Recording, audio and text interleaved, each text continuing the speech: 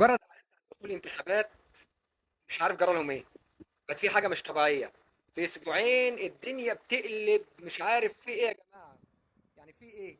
وعمالين يجيبوا طبعا قصاصات اوراق واخبار كلها فيك، كلها من على موقع تكفيري اسمه المرصد الاسلامي.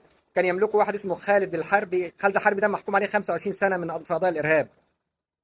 نشر عني كلام من 2009 و2010 و2011 وكلام زي كده، وعمالين يجيبوا ينشروا اخبار. الكلام ده كله كاذب. شركاتي في 186 دوله، موجود رايح جاي ما بين دبي ولندن وكل دول العالم. كفايه اشاعات. الشعب مشهبل. الشعب مشهبل. الشعب فاهمكم كويس قوي. اللي عمالين ينشروا عني اكاذيب اكاذيب اكاذيب، والهنا ومش الهنا. عندي اعمالي في 186 دوله من كبرى شركات العالم. اهدوا شويه، اهدوا شويه. مصر شئتم ام ابيتم للمصريين. انا كالقيامه ذات يوم اتي. عماد سعد الله رئيسا لمصر 2024، بعلمها الاحمر الخفاق وعن خاد ذهبي يرتفع في سماء العالم.